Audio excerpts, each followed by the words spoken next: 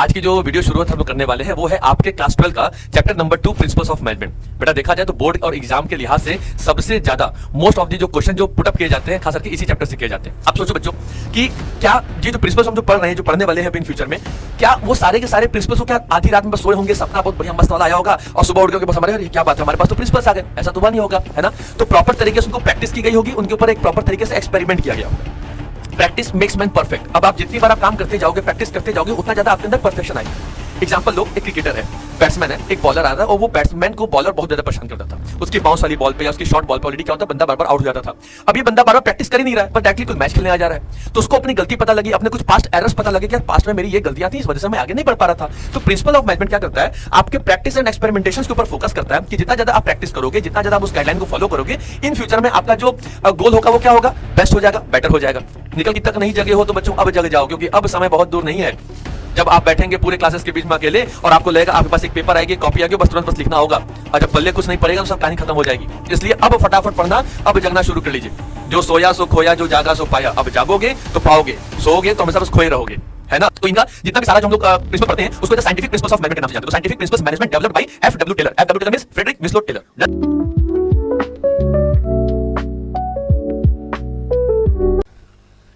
Hello बच्चों, कैसे हैं आप सभी।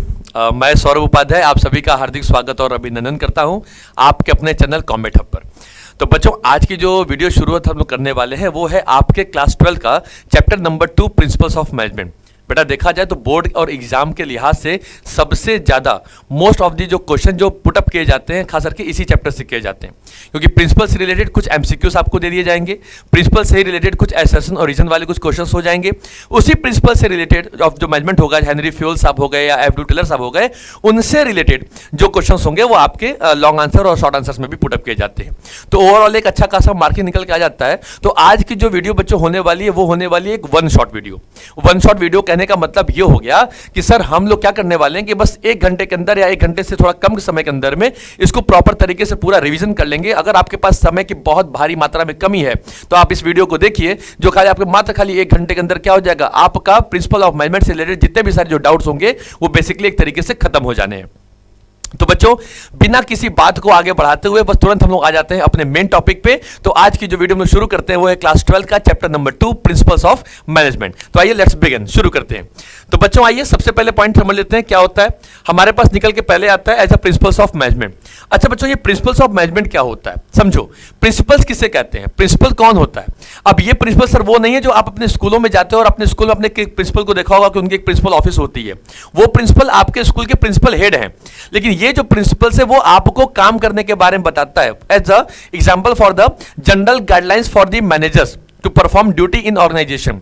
तो किसी पर्टिकुलर ऑर्गेनाइजेशन के अंदर में जो मैनेजर्स होते हैं, जो लीडर्स होते हैं, उन्हें अपनी ड्यूटी कैसे परफॉर्म करनी है या करानी है, उसके लिए एक प्रॉपर तरीके से जनरल गाइडलाइंस को क्या किया गया, डेवलप किया गया और आपके सामने प्रेजेंट किया गया है। ठीक, तो आज का जो वीडियो जो है बेसिकली इसी शुरू होने वाला है। तो देखिए क्या कहता है कि principles of management are guidelines that help managers make effective decisions and lead organisations towards their goal. तो भाई किसी कंपनी के पर्टिकुलर गोल को अचीव करने के लिए एक प्रॉपर गाइडलाइन का होना हमें जरूरी है। हमें कब उठना है, कब चलना है, क्या पहनना है, क्या नहीं पहनना है, क्या काम करना होगा, किस वे में करना होगा, और जो बहुत ज्यादा वर्क है तो क्या उसको डिवाइड कर सकते हैं, डिसिप्लिन मेंटेन करना, किससे कब कम्युनिकेट करना है, क्या करना है, किसकी वेजेस क्या होगी। बच्चों ये हर जो चीजें हमारे पास, अभी मैं आपको एग्जाम्पल रूप बताया, ये सब के सब एक प्रिंसिपल्स हैं। प्रिंसिपल्स मतलब हो गए आपके सिद्धांत, आपकी नीतियां, जिसको वो रूल्स जिसको आप अपने ऑर्गेनाइजेशन के अंदर क्या करते हो, फॉलो करते हो। तो जनरल गाइडलाइंस क्या होता है, आपकी जो प्रिंसिपल्स ऑफ मैनेजमेंट क्या हो गए, वो आपकी ऑर्गेनाइजेशन की जनरल गाइडलाइंस हो गई, जो आपको इफेक्टिवली और एफिशिएंटली कंपनी के गोल को अचीव करने के लिए मैनेजर्स को अपॉइंट किया जाता है। तो जो मैनेजर्स होते हैं, तो भाई हेनरी फ्यूल साहब और उसमें एफ.डब्ल्यू. टेलर, 2 लोगों के बारे में हम लोग बेसिकली बहुत अच्छे पढ़ने वाले हैं, क्योंकि इन्हीं लोगों ने, एक लोगों ने साइंटिफिक प्रिंसिपल्स को डेवलप करके हमारे सामने रखा और एक लोग जो थे वो जनरली एक गाइडलाइंस प्रिंसिपल के नाम पे एक जो बोलते हैं proper general principles of management, उसके बारे में लिख दिया। मैनेजमेंट हर कोई बंदा जानता है, इफेक्टिवली और एफिशिएंटली गोल को अचीव करने के लिए प्रॉपर तरीके से हर चीज को मैनेज करना। जैसे आप अपने ऑर्गेनाइजेशन में हैं तो अपने फर्म में होंगे, कंपनी में होंगे, तो आपका जो एम्प्लॉय होगा, एम्प्लॉयर होंगे, प्यून्स होंगे, हर सबके काम ऑलरेडी डिस्ट्रीब्यूटेड हैं। तो प्रॉपर तरीके से मैनेजमेंट क्या है, एक तरीके से इफेक्टिवली और एफिशिएंटली गोल को अचीव करने का एक छोटा सा प्रोसेस है। लेकिन जो मैनेजमेंट के प्रिंसिपल्स होते हैं बच्चा, ये आपको बताते हैं कि ऑर्गेनाइजेशन में किस तरीके से और कैसी ड्यूटी परफॉर्म करनी है और कितने वे में किस तरीके से काम करना है।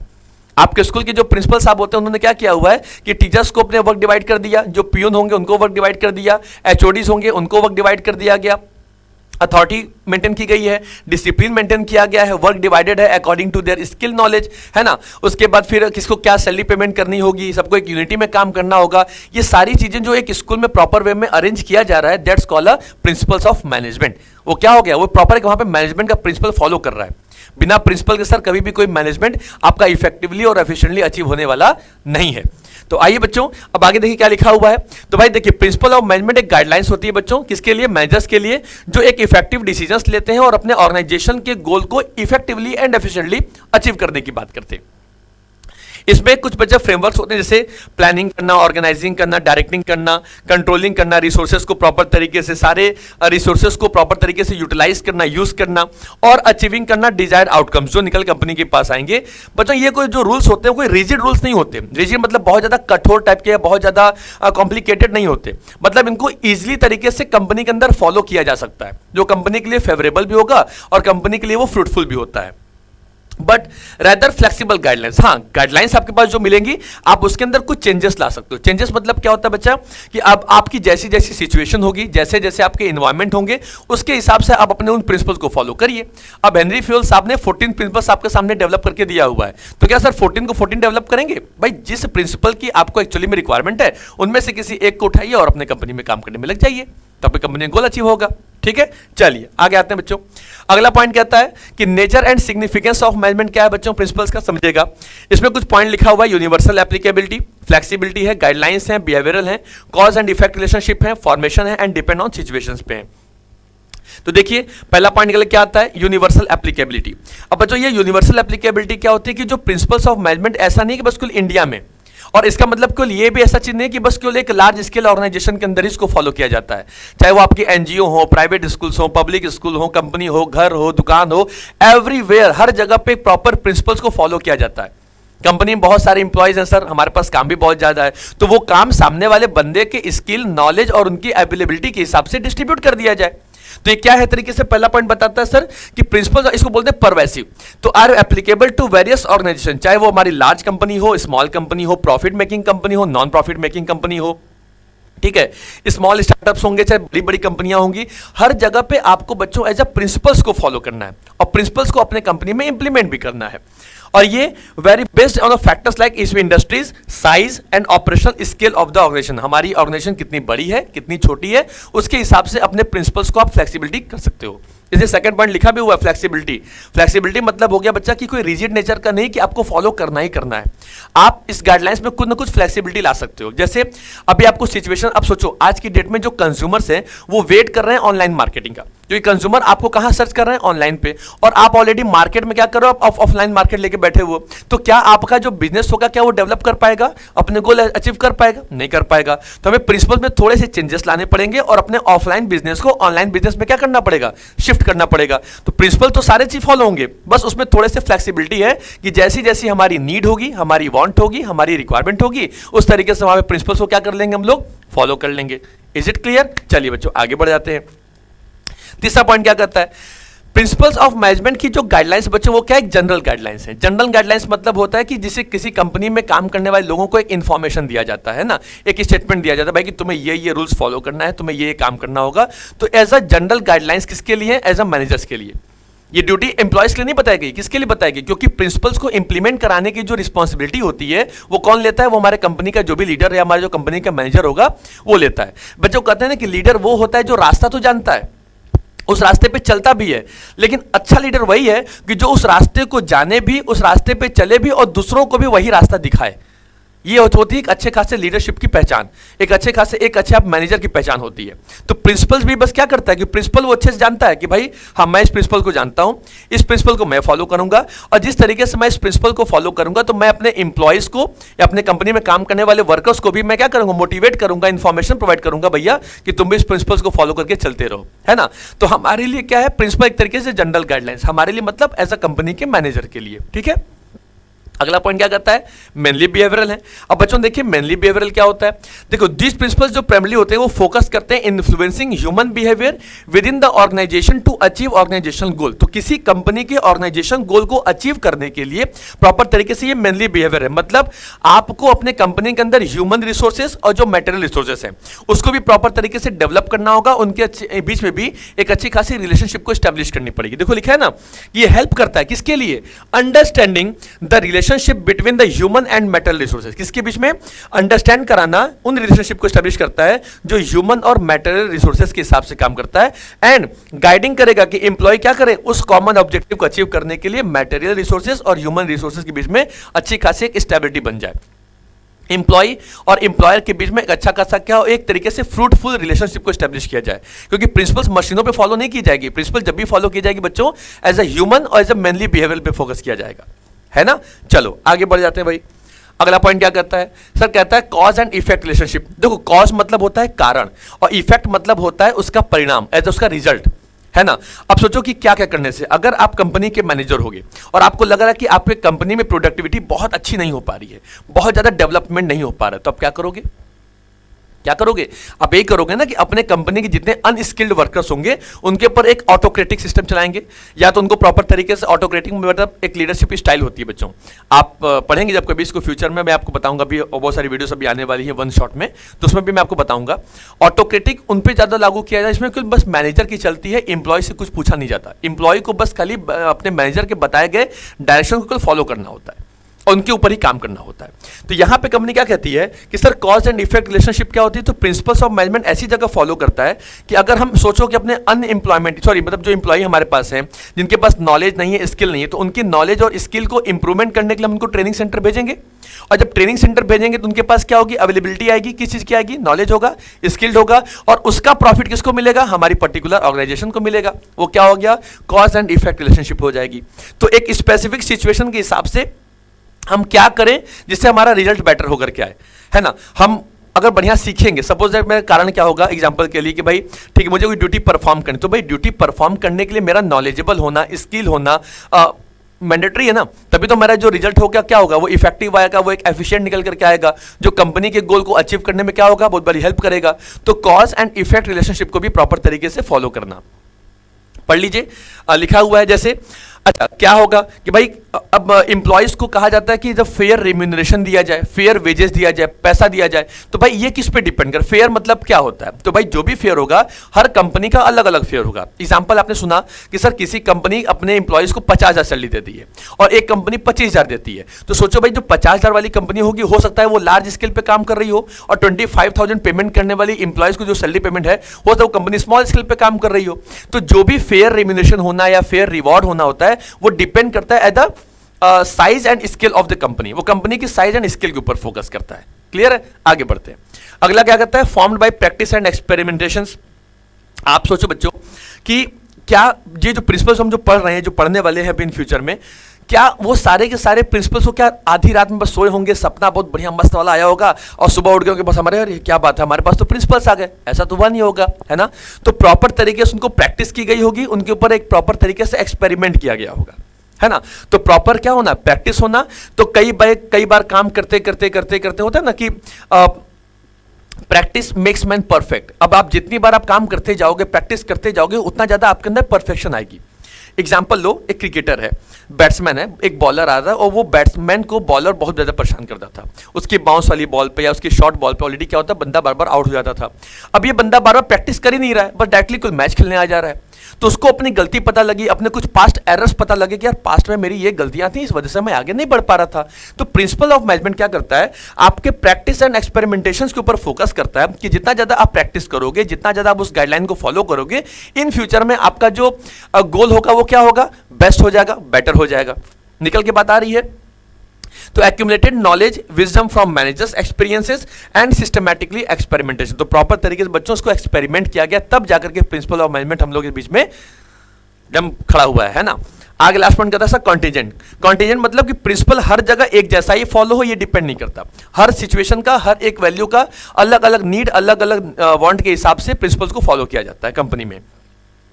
वो डिपेंडेंट है upon the specific prevailing situations at a particular point of time, so the results may be very based on the context and circumstances. तो जिस तरीके का कॉन्टेक्स्ट होगा, जिस तरीके की हमारी सर्कमस्टेंसेस होंगी, उस जगह पे इन चीजों को फॉलो किया जाता है और कंपनी क्या करती है, अपने प्रिंसिपल्स ऑफ मैनेजमेंट को फॉलो कर जाती है। तो बच्चों ये तो पूरा पूरा हमारा क्या हो गया, मतलब ये बस मान चलिएगा कॉन्टीजेंट का मतलब हो गया कि जो हर सिचुएशन में एक जैसा ही प्रिंसिपल फॉलो नहीं होगा। हो सकता है कि आपकी कंपनी में रिक्वायरमेंट हो एज अ रिम्यूनरेशन का, प्रॉब्लम पैसे की है और आप अपने वर्क को डिस्ट्रीब्यूट करने में लगे हो, तो ऑलरेडी क्या करो, आप एक गलत डायरेक्शन में जा रहे हो ना। तो कॉन्टीजेंट मतलब क्या होगा, प्रिंसिपल फॉलो तो करना है but according to your need and want of the company. ठीक है, आगे बढ़े, चलिए भाई आगे आ जाते हैं। इंपॉर्टेंस क्या है बच्चों, देख लीजिए फटाक से। तो भाई इंपॉर्टेंस ऑफ मैनेजमेंट प्रिंसिपल्स क्या बताता है, इसमें देखिए कुछ इंपॉर्टेंस बताए हैं। क्या है, providing managers with useful insights into reality, optimum utilization and resources of effective administration, scientific decisions होना, meeting the changing environmental requirements को डेवलप करना, फुलफिलिंग सोशल रिस्पॉन्सिबिलिटीज को लाना, and management training, education and research. तो भाई management principles का सर as a importance क्या है, तो देखो फटाफट पढ़ते जाओ। इसफुल यूजफुल इंसाइट्स इनटू रियलिटी का मतलब हो गया, एक एग्जांपल शॉर्ट में समझिएगा, डार्कनेस से शिफ्ट करना लाइट की तरफ। अब मैनेजर एक कंपनी में बैठा हुआ, उसको पता नहीं लग रहा है भाई क्या क्या इतनी सारी प्रॉब्लम्स होंगी, इन प्रॉब्लम्स को कैसे हम सॉल्व करेंगे, कैसे हम इन सारे सिचुएशन से हैंडल कर पाएंगे, कैसे हम इनको अपने आप को फोकस कर पाएंगे। तो भाई वो प्रिंसिपल ऑफ मैनेजमेंट आपके लिए इंपॉर्टेंट इसलिए है, आप इन द सेंस मतलब बच्चा एज अ मैनेजर, तो अभी आप यहाँ पे as a manager duty perform कर रहे हैं।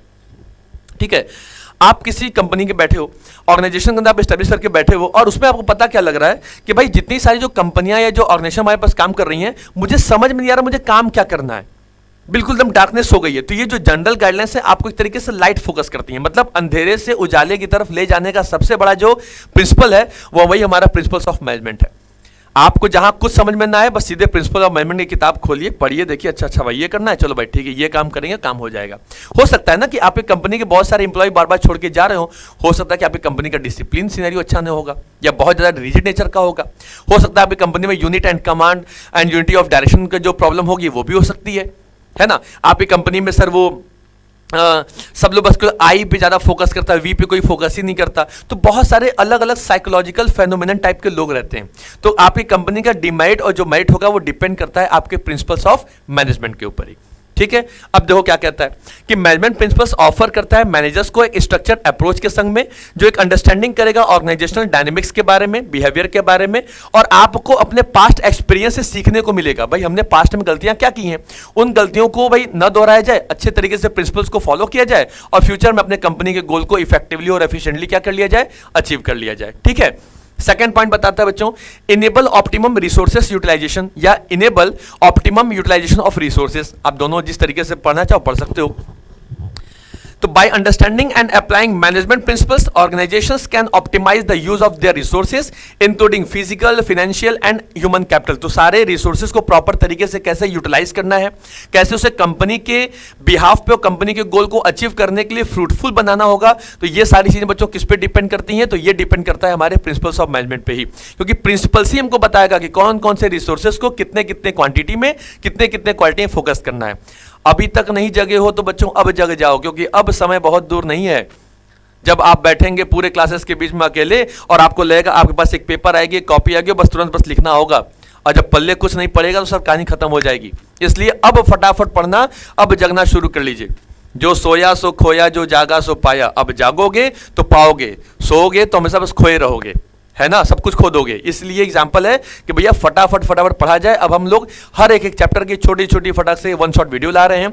एग्जाम टाइमिंग के आने तक के पहले में हम लोग और भी इसको रैपिड रिवीजन कोर्स भी लेकर के आएंगे, जो बिटवीन इसी चैप्टर्स को हम लोग 15 मिनट में, 20 मिनट में, 5 मिनट में, 10 मिनट में भी खत्म करने की बात करेंगे, है ना। बस फटाक लास्ट टाइम रिवीजन कोर्स हम लोग का भी डेवलप हो जाएगा। ठीक, अगला क्या करता है बच्चों, ये तो क्लियर हो गया।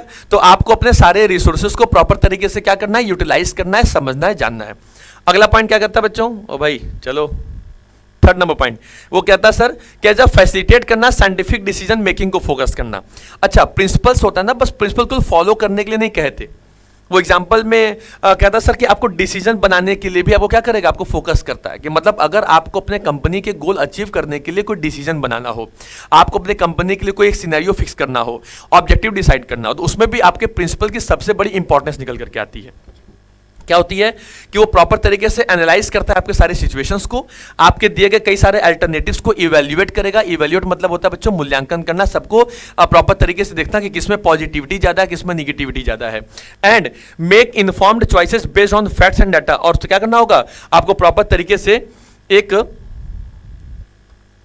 यहां पे लिखा ना, ये चॉइसेस जो बेस्ड होंगे और जो फैक्ट्स एंड डाटा के ऊपर फोकस करेंगे, जो other than relying and the intuition और द गेस वर्क।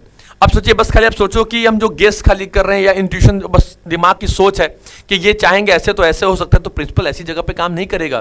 प्रिंसिपल उस जगह पे प्रॉपर काम करेगा कि जहां पे आप सारे अल्टरनेटिव्स को बच्चों क्या करोगे, इवैल्यूएट करोगे। यहां पे आपको दो चीजें फोकस करना है। पहला, एक आप करेंगे एनालिसिस और एक आप करने वाले हैं एज अ ऑब्जर्वेशन। क्या करने वाले हैं, तो एनालिसिस के संग संग में आपको प्रॉपर तरीके से ऑब्जर्वेशन भी करना होगा। ठीक है, बात निकल के आपको अच्छे से आ रही है।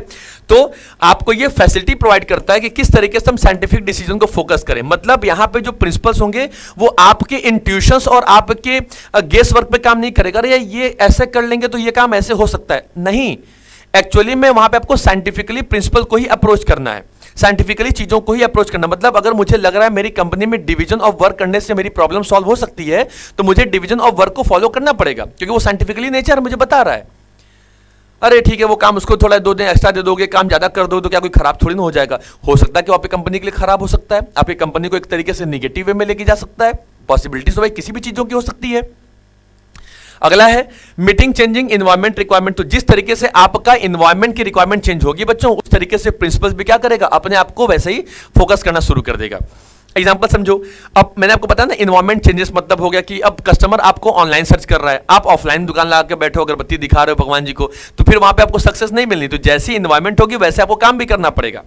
आपको लग रहा है कि नहीं भाई आज की डेट में जो एक फेयर रिम्यूनरेशन की बात निकल के आ गई है कि हाई कॉम्पिटेटिव सैलरी प्रोवाइड किया जाता है ना, सामने वाले बंदे को इफेक्टिवली और एफिशिएंटली गोल अचीव कराने के लिए प्रॉपर तरीके से ट्रेनिंग दिया जाए कि बंदा एफिशिएंट बने।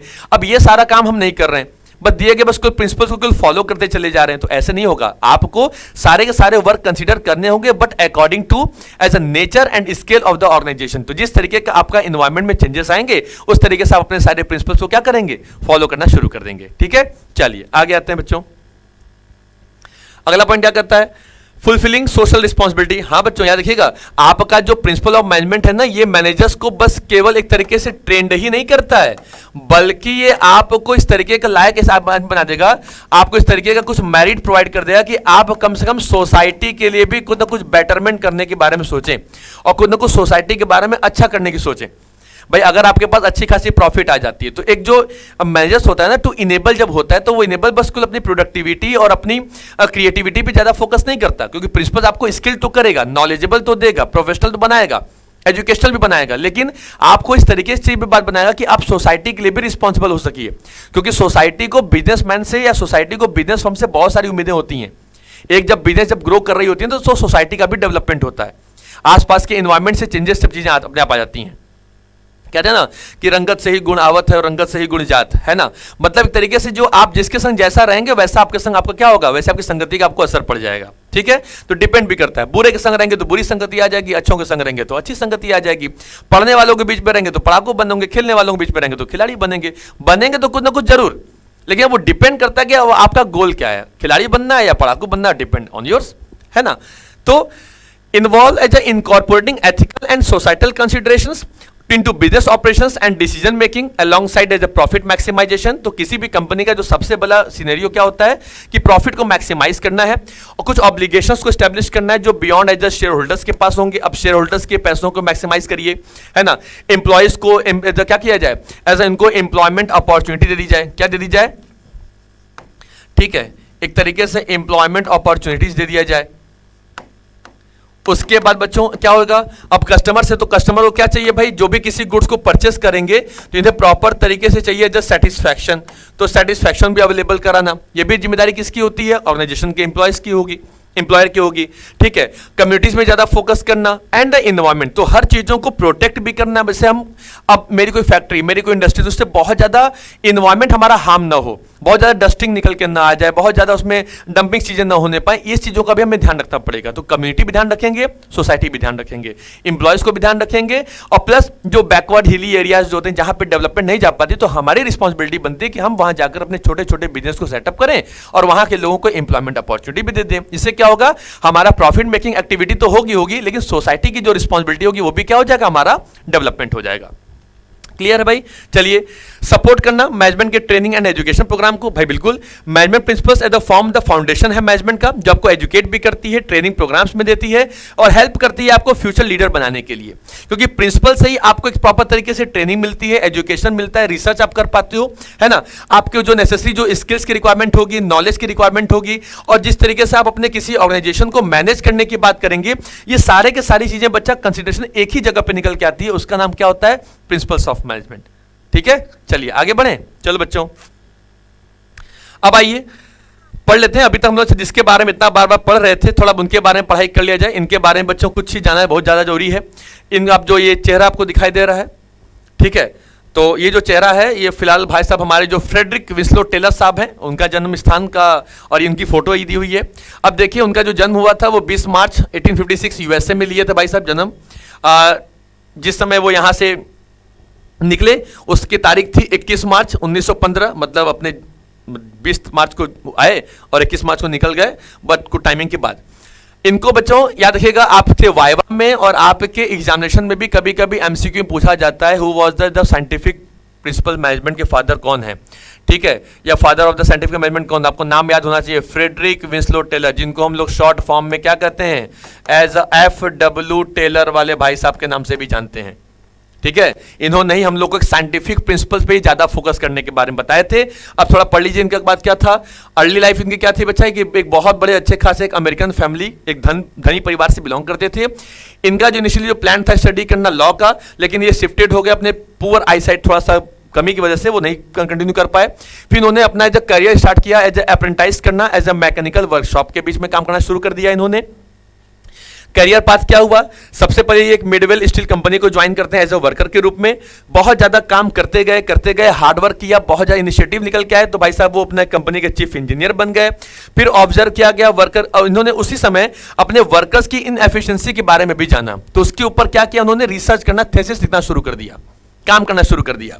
और इससे क्या होगी कि भाई किस तरीके से हम अपने एम्प्लॉयज की प्रोडक्टिविटी को इंक्रीज कर सकते हैं। तो की कंट्रीब्यूशंस क्या थे, तो देखिए साइंटिफिक मैनेजमेंट में इसको सिस्टमैटिकली स्टडी को फॉलो किया गया था, वर्क फॉलो किया गया था, जो आपको एक मैक्सिमम एफिशिएंसी को डेवलप करके देगा। डेवलप टाइम आपके पास रहेंगे, स्टडीज रहेंगे, स्टैंडर्ड टूल्स को फॉलो किया गया, साइंटिफिक सॉल्यूशंस को अपॉइंट किया गया। और इन्होंने बच्चों एक बुक लिखी जिसका नाम था प्रिंसिपल ऑफ साइंटिफिक मैनेजमेंट। तो इस बात को भूलिएगा नहीं, इनकी कहानी पढ़ने से पहले ये चीज देखना पड़ेगा। 1911 में प्रिंसिपल ऑफ साइंटिफिक मैनेजमेंट नाम की एक बुक इन्होंने क्या कर दी, पब्लिश कर दी। तो इनका जितना भी सारा जो हम लोग प्रिंसिपल पढ़ते हैं उसको as scientific principles of management के नाम से जानते हैं। तो scientific principles management developed by FW Taylor. FW Taylor means Frederick Winslow Taylor. Done, आगे बढ़ा जाए। चलिए भाई, चलिए चाचा जी आप चलिए, बच्चों को आगे बताया जाए। हाँ भाई, क्या कहते हैं कि साइंटिफिक प्रिंसिपल्स ऑफ मैनेजमेंट में क्या आता है बच्चों, समझिएगा। बेसिकली इन्होंने बच्चों 4 प्रिंसिपल्स के बारे में बताया। क्या क्या बताई, पहले बताई science not rule of thumb के बारे में, दूसरा बताया as a harmony not discord के बारे में, थर्ड पॉइंट था कि कोऑपरेशन के बारे में बात करेंगे, अपनी इंडिविजुअलिटीज के बारे में कोई डिस्कशन नहीं करेगा, सबके बारे में पूरा, सबका साथ सबका विकास और सबका विश्वास भी, है ना, मोदी जी भी खुश हो जाएंगे इसी बात पे। अगला है development of each and every person to their greatest efficiency and prosperity. अब क्या करना भाई, डेवलपमेंट भी करना है हर एक एक बंदे का, कि उनकी प्रॉस्पेरिटी भी डेवलप हो, स्किल्ड हो, नॉलेजेबल हो। जितना ज्यादा वो एफिशिएंट होंगे उतना ज्यादा ऑर्गेनाइजेशन के लिए क्या होगा, बेनिफिशियल होगा, फ्रूटफुल होगा। ठीक है, चलो भाई फटाक से आगे बढ़ते हैं। पहला पॉइंट देखिए, भाई साहब हमारे हैं, बिल्कुल आपको थंब दिखा रहे हैं, थंब का मतलब साफ साफ हो गया कि एक तरीके से साइंटिफिकली। अब इसमें बात समझने की कोशिश करिएगा बच्चों, इसमें आपको इस पे फोकस करना है, किस पे, साइंस पे, not rule of thumb. Not rule of thumb मतलब एग्जांपल समझिएगा थोड़ा सा। पहले के समय में जब लोगों को सांप काट लेते थे या बिच्छू काट लिया करते थे, तो उनके पास एक ऑप्शन कि उस समय मैकेनिज्म हमारे पास उपलब्ध नहीं था, कोई डॉक्टर बहुत ज्यादा हमारे पास अच्छे खासे उस समय नहीं थे, कोई बढ़िया हॉस्पिटल हमारे पास नहीं था, कोई दवाइयां नहीं थी, तो लोग झाड़ फूक कराते थे। ठीक है, कुछ कुछ केसेस में वो लोग सही भी हो जाते थे, मैं उसको गलत भी नहीं मान रहा हूं, कुछ कुछ केसेस में वो सही हो जाते थे। बट आज की डेट में जहां पे ऑलरेडी जिस तरीके की इन्वायरमेंट है, जिस तरीके का हमारे पास टेक्नोलॉजी है, मैकेनिज्म है, डॉक्टर है, फैसिलिटीज है, हॉस्पिटैलिटीज है, सब कुछ अवेलेबल हमारे पास है, आज की डेट में अगर किसी को सांप कटेगा तो वो झाड़ फूक कराएगा या हमारे पास जो चीजें अवेलेबल है हम उसके पास जाएंगे? ऑब्वियसली सी बात है, आपका आंसर होगा नहीं सर, हम उसके पास जाएंगे जहां डॉक्टर के पास जाके इलाज हो सके, हमको सुई इंजेक्शन लगा दे, हमारा ऑपरेशन कर दे, बस हमको जिंदा बचा ले, यही ना करेंगे। आज कोई भी चीज आपको, अगर सर्दी जुकाम खांसी बुखार कुछ भी आपके पास होता है, आप डायरेक्टली किसके पास जाते हो? डॉक्टर के पास जाते हो। तो इसका मतलब क्या हुआ कि आप एक साइंटिफिकली अप्रोच को फॉलो कर रहे हो ना, तो जैसी सिचुएशन आई वैसी सिचुएशन को सॉल्व करने का मेरा तरीका है। अभी नॉट रूल ऑफ थंब मतलब पुरानी बताई गई चीजों के ऊपर फॉलो नहीं करना। अरे पता है 10 साल पहले मैंने इस तरीके से काम किया था तो मेरा ये काम सक्सेस हो गया था। अरे भैया उस समय की सिचुएशन अलग थी, आपके समय सिचुएशन अलग हो गई है। पहले समय में 20 रुपए केजी चीनी थी, आज की डेट में 50 रुपए हो गई है, तो डिफरेंस नहीं होगा क्या? ऑफकोर्स होगा ना। तो कंपनी में जो साइंटिफिक प्रिंसिपल ऑफ मैनेजमेंट जो FW टेलर थे, इन्होंने कहा भाई कि साइंटिफिकली चीजों को ज्यादा अप्रोच करो, न कि रूल ऑफ थंब को अप्रोच करना है। मतलब पुराने बताए गए ओल्ड डिसीजंस पे काम नहीं करना है, पास्ट एक्सपीरियंस पे काम नहीं करना है, किस पे काम करना है? अभी प्रेजेंट टाइमिंग में हमारे पास क्या क्या चीजें अवेलेबल है उसके ऊपर ज्यादा फोकस करना है।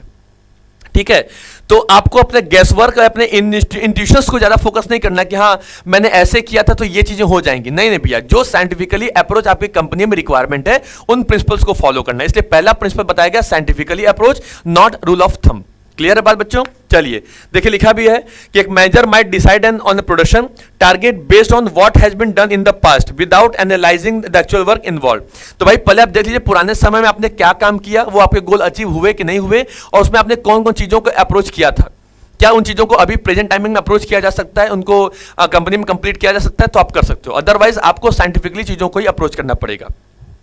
ठीक है, एक समय में था, मोमबत्ती का जमाना था, दिया का जमाना था, लालटेन का जमाना था। आज वो चीजें खत्म हो रही है, रिप्लेस हो रहा है। इसका मतलब ये नहीं कि उनकी यादें खराब हो गई, काम वो भी करते थे, बट आज की डेट में हमारे पास इन्वर्टर है, जनरेटर है, बड़े बड़े सोलर पैनल लग रहे हैं। ठीक है, उनसे हमको ऐसे यूज करना है, हमें उनको यूटिलाइज करना है, तो वो हमारी कंपनी के लिए क्या हो गया? तो वो हमारा साइंटिफिक अप्रोच है। जो चीजें हमारे पास अभी अवेलेबल है हम उन्हें यूटिलाइज कर लें।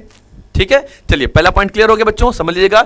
It means that instead of relying on gut feeling और पास्ट प्रैक्टिसेस, आपको गट फीलिंग आ रही है, हाँ ऐसे करेंगे तो पक्का होगा, भाई खत्म हो जाओगे, कहानी खत्म हो जाएगी, है ना। मुझे गट फीलिंग आ रही है, 4 दोस्त बैठ गए, अरे पता है भाई ये पक्का मैंने 4 बार देखा था, मैंने पिछले 4 एग्जामिनेशन में लगातार ही आ रहा है, 5वें बार भी आ रहा है, मुझे गट फीलिंग आ रहा है। सब बच्चे एक ही तैयारी करके चले गए, जाके क्या एग्जाम्पल हुआ? आंसर वो क्वेश्चन आया ही नहीं। अब कहानी क्या हो गई? सर कहानी खत्म। होता भी है कि जो पढ़ के जाओ वो तो एग्जाम में आता ही नहीं है ना। तो यहां पे बच्चों आपको साइंटिफिकली अप्रोच करना है, जो साइंटिफिक चीजें हमारे पास अवेलेबल है उनके ऊपर काम करो और उसके ऊपर अपना बादशाह कायम कर लो। ठीक है, पहला काम हो गया। चलिए बच्चों सेकंड पॉइंट क्या करता है? सेकंड पॉइंट कहता है भाई हार्मनी नॉट डिस्कॉर्ड। हार्मनी मतलब एम्प्लॉय और एम्प्लॉयर हमेशा एक दूसरे को अपना इनेमी समझते हैं। इनेमी मतलब हो गया दुश्मन समझते हैं। एम्प्लॉयर को लगता है कि एम्प्लॉय बेफालतू का बस बैठ के खाली काम करते कुछ है नहीं, पैसा सबसे ज्यादा लेके जाते हैं, बस खाली आकर के मटर गश्ती बातें करना शुरू कर देते हैं। एम्प्लॉय को लगता है बताओ हम लोग दिन रात मेहनत करते हैं, काम करते हैं, कितना कम हमको सैलरी प्रोवाइड करता है। दोनों का सिनेरियो सोचने का गलत नहीं है, लेकिन इस सिनेरियो में क्या हो रहा है कि इस डिस्कॉर्ड वाली चीजों को सबसे ज्यादा फोकस किया जा रहा है। किसको फोकस किया जा रहा है? ये जो डिस्कॉर्ड वाली एक्टिविटी ये ज्यादा फोकस हो रही है। इसका मतलब बोलते हैं बेटा कलह कलेश करना नहीं होता घरों में प्रॉपर तरीके से, कुछ लोगों के बीच बहुत ज्यादा कलह कलेश डिस्कॉर्ड हो जाता है, तो वो काम नहीं करना, बल्कि हमें हार्मनी क्रिएट करनी है। हार्मनी का मतलब होता है बच्चों कि एक तरीके से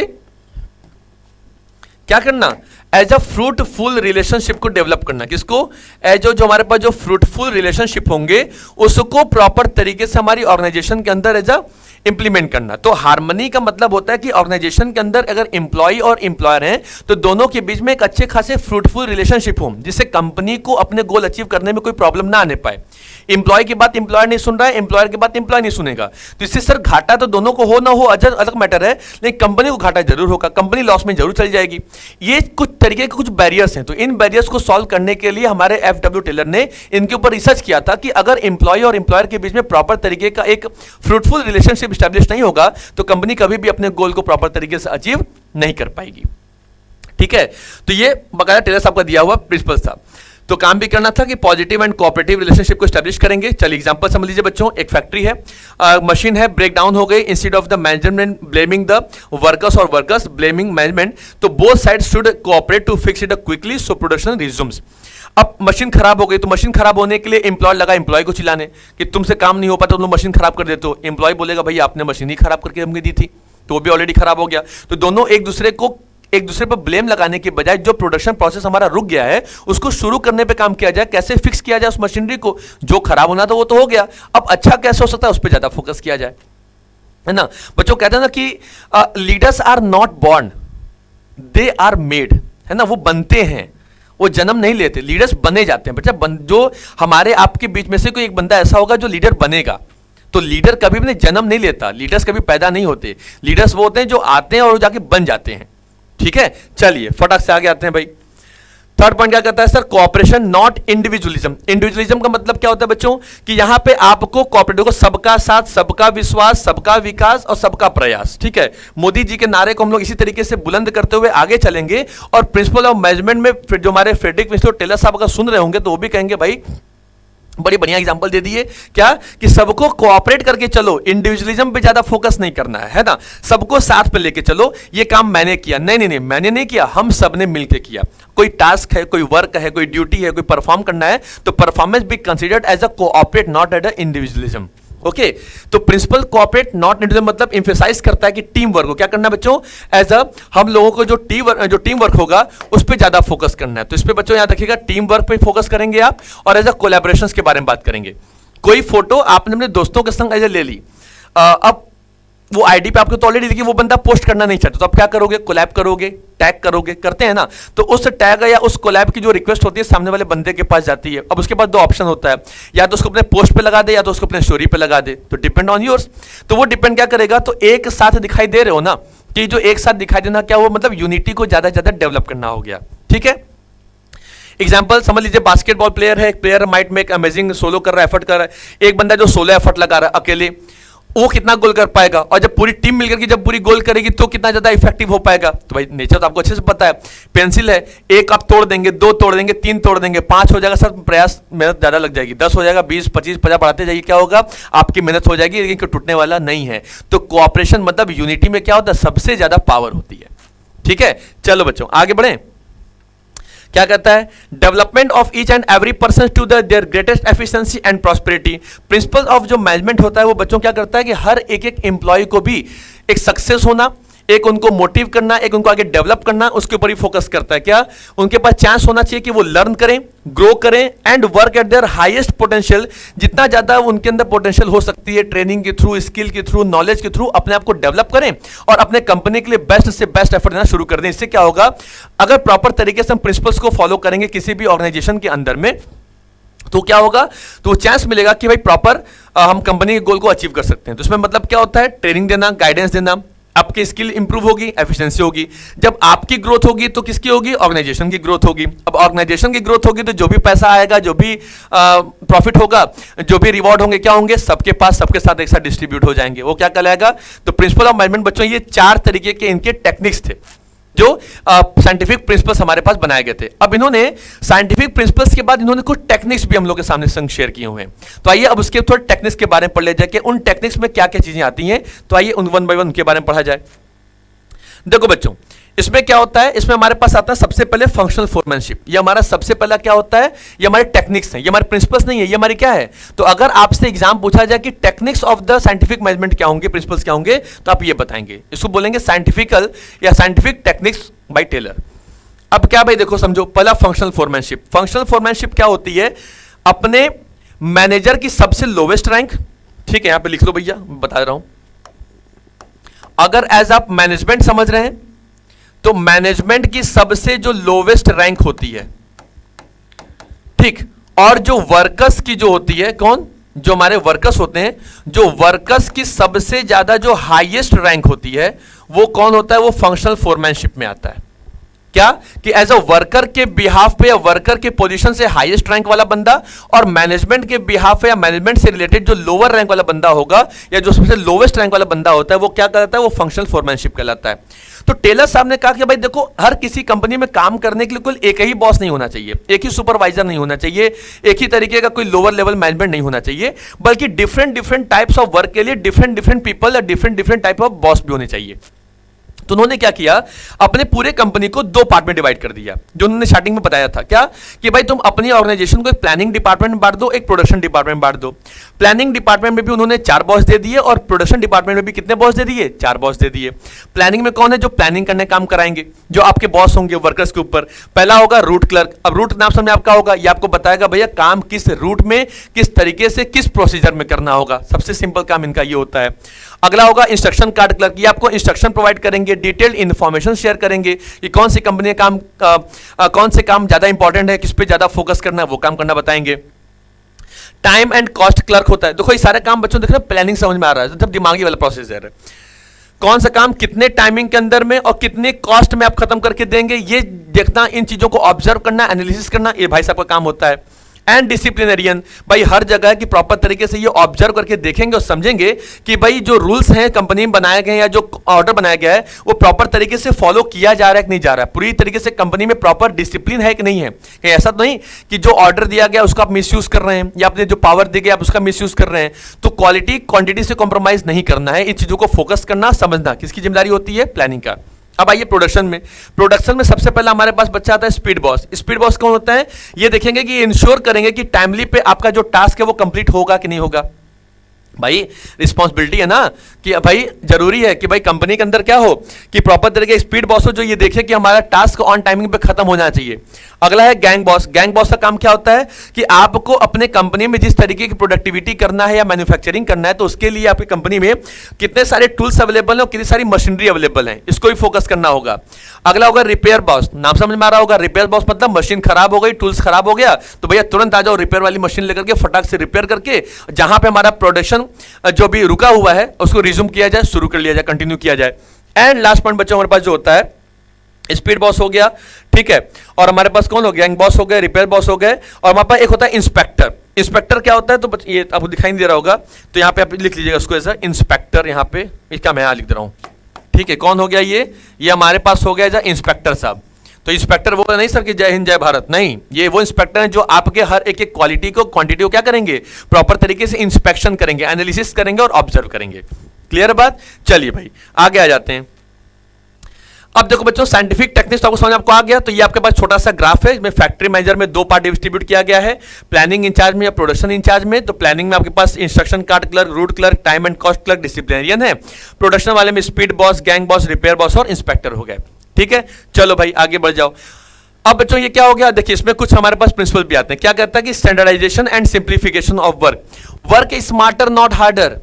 काम करना है लेकिन काम स्मार्ट तरीके से करना है, न कि बहुत ज्यादा हार्ड तरीके से करना है। एक बंदा अपनी दुकान सुबह सुबह 8 बजे 9 बजे जाड़े में ठिठुर ठिठुर खोल रहा है और एक बंदा जो है सारे पूरे बिजनेस को ऑनलाइन शिफ्ट किया हुआ है, उसके पास ऑर्डर भी ऑनलाइन आ रहे हैं, ऑर्डर ही गुड्स की डिलीवरी भी कर रहा है, ट्रांसपोर्टेशन कर रहा है, कम्युनिकेशन सारा काम उसका ऑनलाइन चल रहा है। घर बैठे बैठे बकायदा जाड़े का समय है, पनीर पकौड़ा खाते हुए, चाय पीते हुए, अखबार पढ़ते हुए सारा काम चल रहा है। वो क्या हो गया, तो आपको अपने वर्क को स्टैंडर्ड क्वालिटी के मतलब क्वालिटी बेसिस लेकर के आना है और क्या करना है, सिंपल जो आपको लगे हमारी ऑर्गेनाइजेशन के हिसाब से सर कि ये वेस्टफुल एक्टिविटी है उसको रिमूव करो, उसे हटा दो। जो आपको बैरियर्स दिखाई दे रहा है तो उस बैरियर की वजह से हम अपने गोल अचीव नहीं कर पा रहे, उन बैरियर्स को रिप्लेस कर दिया जाए, हटा दिया जाए, तो वो कंपनी के लिए तो क्या होंगे, बेनिफिशियल हो जाएंगे ना। और स्टैंडर्ड मतलब अपनी क्वालिटी को प्रॉपर तरीके से मैनेज करके चलना है, तो क्वालिटी को फोकस भी करना है और सबसे बड़ी बात क्या होगी, सिंपल भी करना है वर्क को। तो जो बैरियर्स हमारे पास निकल के आ रहे हैं, जो डिस्प्यूट्स आ रहे हैं, जो कंफ्यूजन आ रही है, उनको रिलीज करिए, हटाइए और वर्क को जितना ज्यादा हो सके उसको सिंपल बनाइए। तो पहला क्या क्या उन्होंने टेक्निक में कहा, फंक्शनल फोरमैनशिप। अगला कौन बता दिया, वर्क हमारा क्या होना चाहिए, स्टैंडर्ड मतलब क्वालिटी बेसिस हो, और सिंपल मतलब बिल्कुल ईजी तरीके से उसको कंसिडर किया जा सके।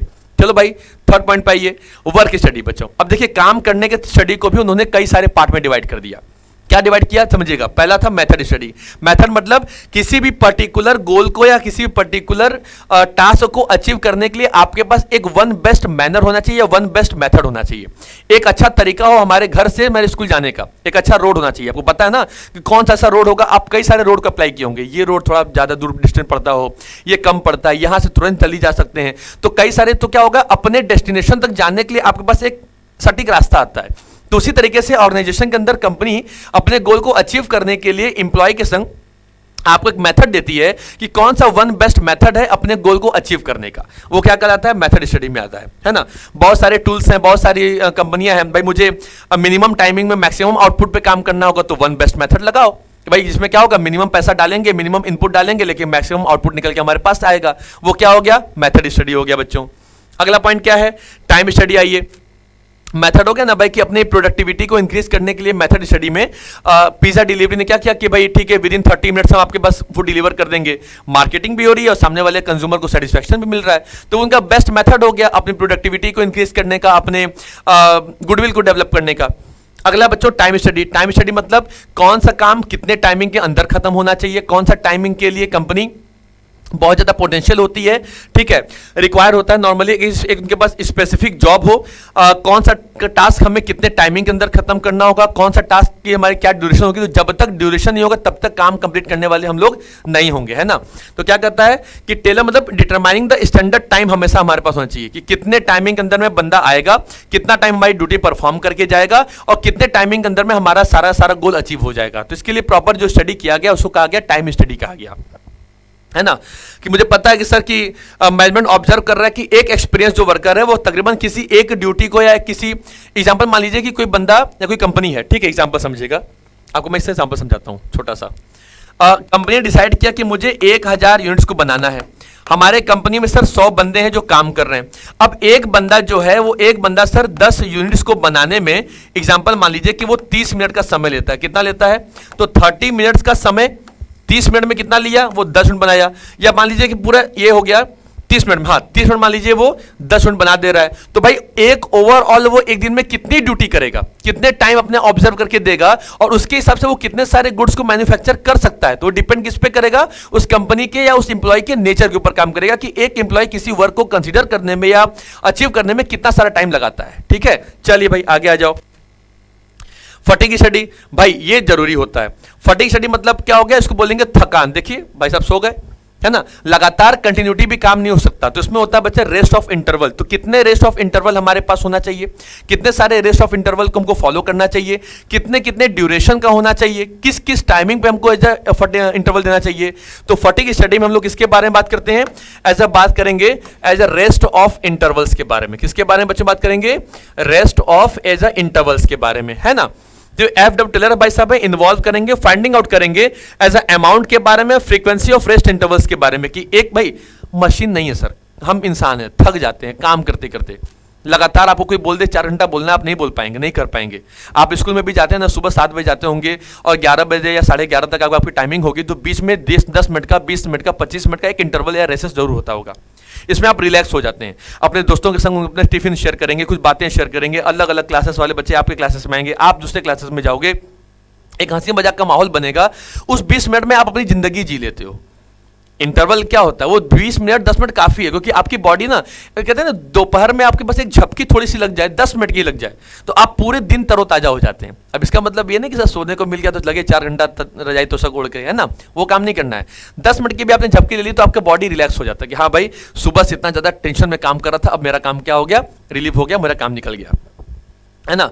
तो आपके वर्क के ड्यूरिंग में आप टायर्ड हो जाते हो, तो उस टायर्ड के ऊपर भी प्रॉपर तरीके से स्टडी की गई है, उसका नाम रखा गया बेटा फटीग स्टडी, जिससे आपकी एफिशिएंसी मेंटेन हो जाएगी, आपके जो एक्सीडेंट्स जो चांसेस होने हैं वो बिल्कुल कम हो जाएंगे, लेस चांसेस ऑफ एक्सीडेंट्स होंगे, और आपका कंपनी में जो प्रोडक्टिविटी होगी वो क्या होगी, इंक्रीज हो जाएगी। बड़े बड़े आपने फर्मों में देखा होगा 15-15 मिनट का, हर 2-2 ढाई घंटे के बाद, कॉर्पोरेट सेक्टर में 9-9 10-10 घंटे की जॉब होती है, तो हर 2-2.5 घंटे के बाद 15 मिनट का 20 मिनट का उनका एक कैफेटेरिया होता है कि जाके वो चाय पियेंगे, कॉफी पियेंगे, या जिसको जो उनको सही लगे वो अपना काम और खा पी करके लंच अपना करके अपना वापस आ जाएंगे। तो हर 2-2.5 घंटे पे काम, तो 2 घंटे के बाद एक रिलैक्सेशन रिक्वायरमेंट होती है, मस्ट होती है।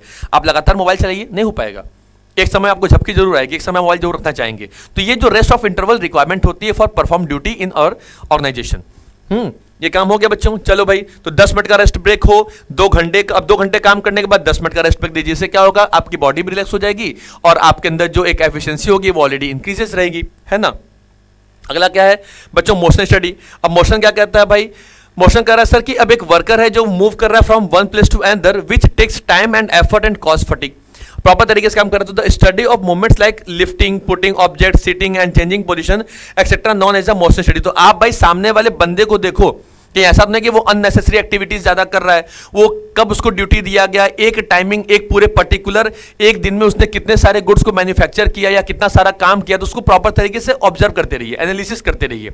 इससे ये पता लग पाएगा कि वो बंदा हमारे कंपनी के लिए एफिशिएंट है या बंदा हमारे कंपनी के लिए इफेक्टिव है। एफिशिएंट होगा तो मिनिमम ट्रेनिंग की रिक्वायरमेंट होगी, इफेक्टिव होगा तो मैक्सिमम ट्रेनिंग की रिक्वायरमेंट होगी। जो उस बंदे को और ज्यादा एफिशिएंट बनाएंगे तो कंपनी के लिए क्या होगा, वो बेनिफिशियल होगा, वो हमारी कंपनी के लिए वो एक फ्रूटफुल सौदा साबित होगा, ट्रांजिशन साबित होगा। चलो भाई आगे आ जाओ। डिफरेंशियल पीस वेज सिस्टम का मतलब क्या होता है बच्चों, समझिएगा। डिफरेंशियल पीस वेज सिस्टम मतलब जैसा आपके पास वर्कर होगा, वर्कर को उस तरीके से सैलरी या उनका जो अमाउंट होगा वो पेमेंट करके दे दीजिए। पेमेंट करने दीजिए मतलब क्या, कि workers are paid as a different rates of production above a below a set of standard. भाई जो एक दिन में 100 टारगेट कंप्लीट कर लेगा उसके लिए सैलरी है, जो एक दिन में 50 कर पाएगा उसकी सैलरी है, जो एक दिन में 10 कर पाएगा उसकी सैलरी है। जो बंदा इनएफिशिएंट होगा उसकी सैलरी ये डिसाइड करेंगे, जो बंदा एफिशिएंट होगा उसकी सैलरी ये डिसाइड करेंगे। तो जिस तरीके की आपकी प्रोडक्टिविटी होगी, तो जैसा जैसा आपका काम होगा, एफिशिएंसी होगी, इफेक्टिवली होगी, उस तरीके से कंपनी क्या करेगी, डिफरेंशियल वर्कर्स के लिए, डिफरेंशियल टाइप्स ऑफ पीपल के लिए डिफरेंट टाइप की सैलरी या जो आपके वैल्यूज होती हैं उनको सेटअप कर लिया जाएगा। ठीक है, चलो भाई आगे बढ़ो। अगला क्या बचा, मेंटल रिवॉल्यूशन। अभी मेंटल क्या होता है, देखो एम्प्लॉय और एम्प्लॉयर ही सबसे बड़ी, पूरी किसी ऑर्गेनाइजेशन की सबसे बड़ी मेन कड़ी होते हैं। कहते हैं ना कि ट्रेन के डब्बों को खींचने के लिए इंजन की जरूरत होती है, वो डब्बे बेकार हैं बिना इंजन के। जैसे होता है ना, एक बड़ी सी ट्रेन जाती है, जब किसी रेलवे फाटक से होकर जाती है तो लोग खड़े होकर देखते हैं, डब्बे गिनते हैं, इंजन देखते हैं, कौन सा इंजन क्या कैसे हुआ। तो इंजन की वैल्यू किससे है, डब्बों से, और डब्बे की वैल्यू किससे है, इंजन से। क्योंकि उन डब्बों को पता है कि बिना इंजन अगर हमको नहीं रहेगा तो हमको आगे खींचने वाला कोई नहीं होगा, है ना। महाभारत के मैदान में अर्जुन को सब कुछ पता था कि भाई बहुत बेस्ट धनुर्धर हैं, लेकिन उनको आगे समझाने वाला, चलाने वाला उनका एक लीडर था, उनके मित्र थे, उनका नाम था भगवान श्री कृष्ण, जो उनको गाइडेंस देते गए, बताते गए क्या सही है क्या गलत है, बस तुम्हें ये काम करना है। तो ऐसा मेंटल रिवॉल्यूशन में बच्चा एक तरीके से साइकोलॉजिकल फेनोमेनन होता है। साइकोलॉजिकल फेनोमेनन कहने का मतलब होता है ये कि जो आपको गाइडेंस दे, आप एम्प्लॉय और एम्प्लॉयर के बीच में प्रॉपर तरीके से डिस्प्यूट्स कम हो, ठीक है, एनालिसिस किया जाए, ऑब्जर्व किया जाए कहां पे प्रॉब्लम्स आ रही हैं, उन प्रॉब्लम्स को सॉल्व करके हार्मनी क्रिएट किया जाए। जितना ज्यादा हार्मनी होगा उतना ज्यादा कंपनी और ऑर्गेनाइजेशन के लिए क्या होगा, वो फ्रूटफुल साबित होगा। ठीक है, चलिए बच्चों ये तो क्लियर हो गया। तो बेस्ट सॉल्यूशन क्या है कि एक दूसरे को ब्लेम करने की बजाय उस सॉल्यूशंस को फाइंड आउट किया जाए कि किस तरीके से उन प्रॉब्लम्स को हम सॉल्व कर सकते हैं। ठीक है, वो क्या होगा, मेंटल रिवॉल्यूशन। चलो भाई कहानी खत्म। अब देखिए, एज ए स्मार्ट पर्सन आपको दिखाई दे रहे होंगे, इनका नाम नहीं दिखाई दे रहे हैं क्या, ठीक है, दिखाई दे देंगे आप लोगों को भी फील होगा, दिखाई दे रहा होगा। ये भाई साहब हैं, इनको कहा जाता है जो हेनरी फ्यूल साहब। इन्होंने बच्चों आप लोगों का एक जो सरदर्द है ना, जो 14 प्रिंसिपल्स हैं ऑफ मैनेजमेंट। अच्छा, कुछ बच्चों को क्वेश्चन होता है क्या सर ये 14 प्रिंसिपल्स को सर सीरियल बाय सीरियल याद करना पड़ेगा? नहीं नहीं, ऐसा कुछ नहीं है। ये कोई चेन नहीं दिया हुआ है, कोई इसको मैं चेन थोड़ी ना, बस ये पॉइंट ऑफ व्यू क्या है बच्चों कि एक तरीके से 14 प्रिंसिपल्स दिया है, जो प्रिंसिपल आपको जैसे याद हो आप वैसे याद कर लीजिए। 6 मार्क्स में सर कितना लिखना होगा, देखो वैसे तो बच्चों हाफ मार्क्स कंसीडर किए जाते हैं बेसिकली आपके हेडिंग पॉइंट को लिखने पर, है ना, और डीलिंग करने पे 1.5 मार्क्स या आपको 1 मार्क्स दे दिया जाता है या आधा मार्क्स और दे दिया जाता है। लेकिन आप कोशिश करिए कि 14 में से अगर आपको 6, 8, 10 भी याद रहे तो बेस्ट है, और अगर आपने 14 अगर याद कर लिए तो भाई सबसे बेस्ट है। क्योंकि कभी कभी कुछ केसेस में भी आपको कुछ ऐसे केस स्टडी, आपको ऐसे प्रिंसिपल्स के बारे में पूछ देगा जिसके बारे में आपको पता ही नहीं रहेगा। तो आई भाई देखिए थोड़ा इनकी कहानी पढ़ लीजिए फटाफट क्या है। तो हेनरी फ्यूल साहब का जो जन्म हुआ था बच्चों वो 29 जुलाई को हुआ था 1841 में इस्तांबुल टर्की में। जब ये चले ऊपर की तरफ तो उनके समय का डेट था 19 नवंबर 1925 पेरिस में, फ्रांस में गए थे। भाई साहब बढ़िया बढ़िया तरक्की किए थे। स्टडी किया था इन्होंने, माइनिंग इंजीनियरिंग डिग्री ली, ग्रेजुएट हुए एज अ इंजीनियर इन 1860 के टाइमिंग में। ज्वाइन किया एक फ्रेंच माइनिंग कंपनी में एज अ माइनिंग इंजीनियर के रूप में काम किया। तो बच्चों को बताता हूं, जब ये कंपनी में, जिस कंपनी में काम करते थे जो वर्कर काम किया, फिर धीरे धीरे कंपनी के बॉस बने। जिस समय कंपनी के बॉस बने उस समय कंपनी की जो फाइनेंशियल पोजीशन बहुत ज्यादा डाउन हो गई थी, खराब हो गई थी, एट द रेट ऑफ मान लीजिए उसमें जो टाइम हो गया था बैंकरप्सी का हो गया था, मतलब कंगाल की स्थिति में कंपनी आ गई थी। वर्कर्स हैं, कंपनी है, मैन्युफैक्चरिंग सिस्टम है, सब कुछ है, लेकिन कंपनी को ऑपरेट करके चलाने वाला कोई नहीं है। ऐसी सिचुएशन में भाई साहब को थमाया गया उस कंपनी का पोस्ट, कंपनी के बॉस बने, लेकिन दुर्भाग्यवश कहानी उनके संग अलग थी। तो उन्होंने क्या, उससे हार नहीं मानी, बल्कि उन प्रॉब्लम्स को कैसे सॉल्व कर सकते हैं इसके लिए उन्होंने प्रॉपर तरीके से दिन रात जग करके 14 प्रिंसिपल्स को डेवलप किया। नई जगह होते रात भर तो हो सकता है 14 प्रिंसिपल्स नहीं आता, लेकिन जग गए तो भाई 14 प्रिंसिपल्स आ गया। तो आइए आप उन्हीं 14 प्रिंसिपल्स के बारे में वन बाय वन करके पढ़ना है। तो इनके बारे में आप एक शॉर्ट व्यूज आप हो सकते हैं आप पढ़ सकते हैं, देख सकते हैं। ठीक है बच्चों, चलिए। तो 30 साल तक उसके बाद जब भाई साहब थे, उन 14 प्रिंसिपल्स को डेवलप करने के बाद जिस समय उन्होंने कंपनी को छोड़ा, कंपनी से वो रिटायर होते हैं, उस समय company top most financial company बन चुकी थी दैट टाइमिंग में। ठीक है, तो चलिए अब उनको भी पढ़ करके आप लोग भी top most as a students बन जाइए, ऑल ओवर अपने इंडिया में अपना परचम लहरा दीजिए, है कि नहीं। चलिए बच्चों, क्या कहता है भाई, समझेंगे। ये देखिए बच्चों, एज अ 14 प्रिंसिपल्स हमारे सामने प्रेजेंट करके दिए हैं, आप इसका स्क्रीनशॉट चाहें तो ले सकते हैं, अदरवाइज हम लोग फटाफट इनके आगे बढ़ते हैं। 14 प्रिंसिपल बहुत छोटे छोटे फटाफट हैं। पहला है डिवीजन ऑफ वर्क। इनका काम क्या करना है सर, कि जितने भी आपके ऑर्गेनाइजेशन के अंदर जो पहले बंदे होते हैं, हर एम्प्लॉयज को उनकी according to skill, knowledge, creativity, ability, professionalism के बेसिस पे वर्क को डिवाइड करना है। ये नहीं कि सर कोई बंदा कहाँ का जिसको जो मन में आया वो वर्क डिस्ट्रीब्यूट करना है, नहीं। डिवीजन ऑफ वर्क का मतलब होता है according to their skill, knowledge and ability, work divided by the managers to the employees. तो भाई काम बांटो, लेकिन काम किसके हिसाब से बांटो, सामने वाले बंदे के एबिलिटी, नॉलेज एंड स्किल के ऊपर। क्लियर हो गई बात। सबसे पहले अब क्या हो गया, डिवीजन ऑफ वर्क हमारे पास निकल के आ गया। चलो भाई, सेकंड कौन कहता है, अथॉरिटी एंड रिस्पॉन्सिबिलिटी। आपकी कंपनी में हेनरी फील्ड साहब ने एक बात और कंसिस्ट करके बता दी, ये जनरल प्रिंसिपल्स हैं बच्चों, ये मैनेजमेंट के बेसिक प्रिंसिपल्स हैं। ठीक है, तो जनरल प्रिंसिपल्स ऑफ मैनेजमेंट के जो फादर हैं वो हमारे हेनरी फील्ड साहब हैं। साइंटिफिक प्रिंसिपल के जो फादर थे, अभी हमने उनके बारे में पढ़ा, एफडब्ल्यू टेलर के बारे में पढ़ा। अगला पॉइंट है अथॉरिटी एंड रिस्पॉन्सिबिलिटी। अथॉरिटी मतलब क्या, कि अथॉरिटी मतलब as a you have to power to choose anything, you have to decide as objective, and जो भी आपके रूल्स होंगे ऑर्गेनाइजेशन के वो फॉलो करेंगे। एंड रिस्पॉन्सिबिलिटी मतलब होता है कि आपके पास एक अकाउंटेबिलिटी आएगी, उस काम को कैसे करना है। एम्प्लॉय के पास बेसिकली क्या होती है, रिस्पॉन्सिबिलिटी होती है, बॉस के पास कौन होता है, अथॉरिटी होती है।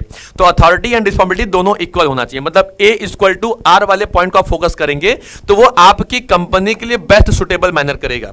मतलब ना तो आपका एक्सेस अथॉरिटी हो, ना तो आपकी एक्सेस रिस्पॉन्सिबिलिटी हो, ना तो आपकी एक्सेस अथॉरिटी हो और आपके पास लोअर रिस्पॉन्सिबिलिटी हो, ना तो आपके पास अथॉरिटी कम हो और रिस्पॉन्सिबिलिटी आपके पास ज्यादा हो।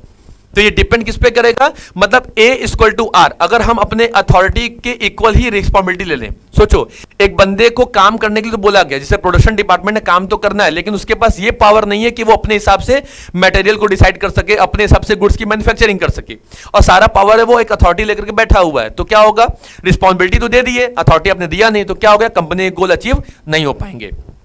तो ए इक्वल टू आर वाले ऑब्जेक्टिव को बच्चों यहां फोकस करना है। इनका ये जो सेकंड प्रिंसिपल्स आपके सामने प्रेजेंट करके दिया हुआ है। ठीक है, तो जिसको टास्क असाइन करके दिया जाता है, जिससे अकाउंटेबिलिटी फिक्स करके मांगी जाती है, उन्हें कहा जाता है रिस्पॉन्सिबिलिटी। चलो भाई आगे बढ़ते हैं। क्या कहता है, डिसिप्लिन। डिसिप्लिन क्या भाई, जो किसी भी ऑर्गेनाइजेशन के अंदर एक प्रॉपर ऑर्डर हो, प्रॉपर हम उसके ओबीडियंस को फॉलो करें, रिस्पेक्ट करें अपने अथॉरिटी के बारे में, समय पे आए, समय से जाएं, समय पे काम करें, जो टास्क हमको दिया गया उन टास्क को प्रॉपर तरीके से कंपनी में इंप्लीमेंट करें। ठीक है, जो कंपनी का ड्रेस है, जो कंपनी का फिगर आउट है, उन चीजों को प्रॉपर तरीके से कंपनी में इंप्लीमेंट किया जाए, एस्टेब्लिश किया जाए। तो ये सब क्या सब किस पे पार्ट आएगा, ये सब हमारे कंपनी का पार्ट है, मतलब हमारे एज अ प्रिंसिपल का होगा। और डिसिप्लिन तभी फॉलो हो पाएगा कि अगर आपने कोई काम गलत किया है या अगर आपकी कंपनी से वो प्रॉफिटेबिलिटी निकल के नहीं आ रही, तो इसका मतलब फिर आपको उसके लिए सस्पेंशन भी किया जा सकता है, पेनल्टीज भी लगाई जा सकती है और आपके ऊपर फीस भी चार्ज किया जा सकता है। ठीक है, चलो भाई, इसलिए अगर रहना है तो डिसिप्लिन फॉलो करके चलो, अदरवाइज क्या होगा, फिर डंडा पड़ेगा, है ना। तो डंडे से बचना है तो फिर सर डिसिप्लिन को पढ़ना पड़ेगा। चलो भाई अगला पॉइंट क्या करता है, यूनिटी ऑफ कमांड। बच्चों यूनिटी ऑफ कमांड मतलब क्या होगा कि बहुत सारे आपके पास क्या है, वर्कर्स हैं, तो बहुत सारे वर्कर्स के लिए अगर बहुत सारे इंप्लॉयर्स होंगे, बहुत सारे मालिक होंगे, तो वो कंफ्यूज हो जाएंगे कि किससे ऑर्डर लेना और किसको हमको रिस्पॉन्सिबिलिटी करनी है, किसके लिए हम अकाउंटेबल होंगे। इसलिए यहां पे एक ऑर्डर दिया गया कि बहुत सारे वर्कर्स के लिए उनका एक बॉस होना चाहिए, जिससे वो एक ही बॉस से ऑर्डर ले और एक ही बॉस के लिए वो क्या हो जाए, रिस्पॉन्सिबल भी हो जाए और एक ही बॉस के लिए अकाउंटेबल भी हो जाए, चाहे काम कंप्लीट हो चाहे ना हो। तो हमको पता होना चाहिए मेरा एक ही बॉस है। ठीक है, तो ऑर्डर तो रिसीव करना है लेकिन बहुत सारे लोगों से नहीं करना है। अब सोचो एक ऑर्गेनाइजेशन के अंदर प्रोडक्शन का भी बॉस है, सेल का भी बॉस है, फाइनेंस का भी बॉस है, मार्केटिंग का बॉस है, हर कोई बॉस आकर के सबको आके ज्ञान देके चला जा रहा है, आपको नॉलेज देके चला जा रहा है, सबको आगे कुछ ना कुछ गाइडेंस देके चला जा रहा है। अब मैं तो कंफ्यूज हो गया ना भाई, मुझे किससे मिलना किससे नहीं मिलना है। ठीक है, तो एग्जाम्पल आप समझ लीजिए इसका, देखिएगा जैसे मान लीजिए एक ये हो गए, ये 4 लोग हो गए और यहाँ बॉस बैठा हुआ है, और 1 2 3 4 ये हो गए, बॉस हो गए। अब ये इनसे कम्युनिकेट कर रहे हैं, ये इनसे कर रहे हैं, ये इनसे कर रहे हैं, ठीक है ना। कौन किससे कर रहा है, ये किससे जग जा रहे हैं, एक यहाँ बॉस बैठा हुआ, कोई इनसे कर रहा है, कोई इनसे बात कर रहा है। तो ये क्रिएटिविटी थोड़ी खराब हो जाती है। लेकिन ये क्रिएटिविटी क्या होती है कि जितने भी सारे जो डायरेक्शन हो रहे हैं, एक ही बॉस है, वो क्या कर रहा है, 4 तरीके के एम्प्लॉय को एक ही बंदा, इनका जो बॉस बैठा हुआ वो उनको क्या कर रहा है, गाइड कर रहा है, मैनेज कर रहा है। तो जितने सारे इंप्लॉयज होंगे, हर इंप्लॉयज के लिए उनका अपने पास एक बॉस होना चाहिए। वो क्या होगा? वो हमारे कंपनी एक तरीके से यूनिटी ऑफ कमांड कहलाएगा। ठीक है बच्चों, चलिए आगे बढ़ा जाए फटाफट। अब देख लीजिएगा अगला क्या कहता है, यूनिटी ऑफ डायरेक्शन कहता है। ये क्या कहता है भाई कि देखो अभी तक क्या था, यूनिटी ऑफ जो कमांड था वो ये बता रहा था कि ऑर्गेनाइजेशन के अंदर कितने सारे इंप्लॉयज हैं, उनका बॉस कौन होना चाहिए। यूनिटी ऑफ डायरेक्शन मतलब सर बच्चों याद रखिएगा, ये जो प्लान बनाया जाता है वो किसी एक हेड के लिए बनाया जाता है, मतलब एक डिपार्टमेंट के लिए बनाया जाता है। कंपनी में काम करने वाले डिफरेंट टाइप्स ऑफ डिपार्टमेंट्स होते हैं, production department, sale department, marketing department, purchase department, sale department होते हैं। हर डिपार्टमेंट की अलग अलग ऑब्जेक्टिव होती है, हर डिपार्टमेंट का अलग अलग प्लान होता है। तो यहां पे जो हम प्लान मैन्युफैक्चर करेंगे, जो प्लान बनाएंगे पर्टिकुलर खाली एक हेड के लिए बनाएंगे। प्रोडक्शन वाले का प्लान अलग होगा, सेल का प्लान अलग होगा, मार्केटिंग का प्लान अलग होगा, फाइनेंस वाले का प्लान क्या होगा? अलग अलग होगा। तो एम्फेसाइज करना कि each group within an organisation with the same objective should have one head और एंड वन प्लान। तो उनके पास क्या हो? एक हेड हो और एक ही प्लान हो। ठीक है, मतलब सबका बॉस एक तरीके से, प्रोडक्शन मैनेजर क्या करेगा? पूरे प्रोडक्शन टीम को गाइड करेगा। सेल मैनेजर क्या करेगा? पूरी सेल टीम को गाइड करेगा, है ना। तो ये जो प्रोडक्टिविटी होनी चाहिए, जो हमारे पास अचीवमेंट होना चाहिए, वो क्या होना चाहिए? इस पॉइंट ऑफ व्यू को डेवलप करना चाहिए। सबके सब चलें तो एक ही रास्ते में, सबको एक ही रास्ते चलना है, लेकिन सबके अलग अलग ऑब्जेक्टिव होंगे, सबके अलग अलग प्लान्स होंगे, लेकिन वो सारे प्लान ऑब्जेक्टिव खाली कंपनी के बिहाफ पे और कंपनी के गोल अचीव करने के लिए होंगे। भाई प्रोडक्शन को पता होना चाहिए ना कि मुझे एक दिन में कितना प्रोडक्शन करना है, सेल को पता होना चाहिए कितनी सेलिंग होगी, मार्केटिंग को पता होना चाहिए कितनी मार्केटिंग करनी है, परचेस को पता होना चाहिए कितने रॉ मटेरियल्स लाके देने होंगे, फाइनेंस को पता होगा कितना सारा पैसा स्टोर करके रखना है, कितना सारा पैसा बांटना होगा। तो सबके प्लान अलग अलग हो गए, बस उस प्लान को एक जगह पे सबमिट करके रख दिया जाए तो बच्चों वो कहलाता है यूनिटी ऑफ कमांड। ठीक है, अगला पॉइंट क्या कहता है? Subordination of individual interest to general interest. अगर आप अपने बारे में सोच रहे हो, अगर ये भाई साहब सोच रहे हैं कि नहीं बस कुछ मेरा फायदा हो, मेरा प्रमोशन हो, मेरी स्किल डेवलप हो, मेरा नॉलेज बढ़े और मेरे कंपनी के संग जो कलीग हैं, बाकी लोग रहने वाले हैं, वो सब बेकार हैं, वो हमारे कंपनी के लिए बेस्ट नहीं है, हमारे कंपनी के लिए फ्रूटफुल नहीं होंगे, तो भैया ऐसे लोगों को क्या किया जाएगा? इंडिविजुअल इंटरेस्ट आपको फोकस करके जनरल इंटरेस्ट पे काम करना है। मतलब यहां पे केवल बस मेरा भला ना हो, मेरा डेवलपमेंट ना हो, बल्कि क्या कंपनी में काम करने वाले सारे इंप्लॉयज का भला हो, सब के सब आगे बढ़े, सब पढ़े, सब बढ़े, है ना। ये प्रोसीजर को फॉलो करना होगा। अगला कौन हो गया? रिम्यूनरेशन ऑफ पर्संस हो गया। ये कौन हो गया भाई? अब कंपनी में जितने सारे जो वर्कर्स हैं, जो हमारे कंपनी में काम करने वाले लोग होते हैं, तो वर्कर्स की उनकी एबिलिटी, उनकी एफिशिएंसी और उनकी वर्क पोटेंशियल की बेसिस पे उनको क्या किया जाए? सैलरी या उनका जो भी फीचर आउट होगा, वैल्यू होगा, जो रिम्यूनरेशन होगा, वो उनको संग में शेयर किया जाए, डिवाइड किया जाए। ठीक है, तो दे कैन मेंटेन एक रीजनेबल स्टैंडर्ड बना ले लिविंग का कि भाई हमारे कंपनी में सर कौन सा ऐसा पैसा दो कि हर कोई बंदा आपकी कंपनी में लगा रहे, जुड़ा रहे, उसको ये ना लगे कि नहीं मुझे सैलरी कम मिल रही है। अब मुझे सैलरी कम मिल रही है तो मेरी इनएफिशिएंसी की वजह से मिल रही है, न कि मुझे मेरे मेल पे, ना मुझे जज ऐसे नहीं किया जा रहा है। ठीक है, तो रिम्यूनरेशन ऑफ पर्सन क्या कहलाता है बच्चों? कि कंपनी में काम करना है तो एम्प्लॉयज को एक तरीके से फेयर रिम्यूनरेशन मिले। अब ये फेयर क्या होता है? वो कंपनी के साइज और कंपनी के स्किल ऊपर डेवलप करता है। कंपनी की साइज बड़ी है तो भाई पैसा ज्यादा दे दो, पैसे की कंपनी की साइज छोटी है तो सर छोटा पैसा दे देंगे। ठीक है, लेकिन काम देंगे और वो फेयर देंगे, और फेयर भी किस तरह देंगे कि जो एफिशिएंट हो उसको ज्यादा पैसा मिले, जो इनएफिशिएंट हो उसको क्या मिले? कम पैसा मिले। इससे क्या होगा? इनएफिशिएंसी को थोड़ा सा मोटिवेशन मिलेगा, उसको पता लगेगा कि यार एफिशिएंसी को ज्यादा मिल रहा है तो मैं भी थोड़ा ज्यादा काम कंपनी के लिए करूंगा। अगला क्या बच्चों? Centralization and decentralization. सेंट्रलाइजेशन मतलब होता है decision making power in few hands. अब सेंट्रलाइजेशन मतलब अगर मैं कंपनी का बॉस हूं, मैं कंपनी का सीईओ, तो मेरे पास सेंट्रलाइजेशन है, ये सेंट्रलाइजेशन हो गया। लेकिन डिसेंट्रलाइजेशन क्या हो गया? मुझे काम करना है, मैं कंपनी का, मैं किसी स्कूल का प्रिंसिपल हूं, सारे पावर मेरे पास हैं, लेकिन मेरा काम बार बार जा करके टीचर्स की मीटिंग ले पाना, उनके संग बैठना, स्कूल क्लासेस में जाना, चीजों को ऑर्गेनाइज कर पाना, ये काम मेरा नहीं हो पाएगा।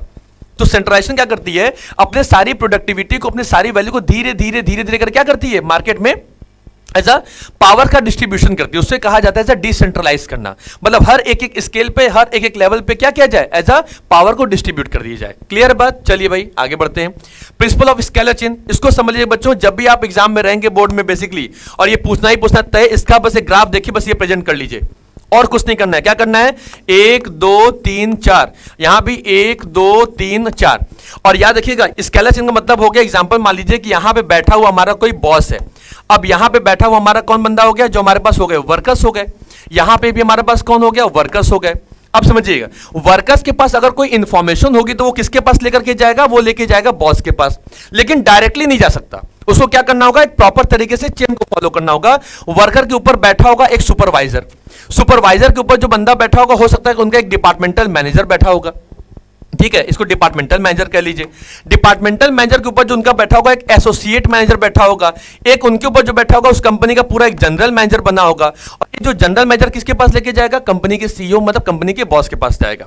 अब एग्जांपल समझिएगा कि अब ये वर्कर्स चाहेगा, अब सोचो कि वर्कर के पास कोई इंफॉर्मेशन है और उस इंफॉर्मेशन को वो इमीडिएटली अपने सीईओ से कांटेक्ट करना चाहता है और वो बताना चाहता है, तो क्या सर ऐसी पॉसिबिलिटी नहीं है? क्योंकि सर जब तक हम इस चेन को फॉलो करेंगे तब तक सर बहुत सारा लेट हो जाएगा, बहुत सारी प्रॉब्लम्स हो जाएंगी। तब क्या करेंगे सर?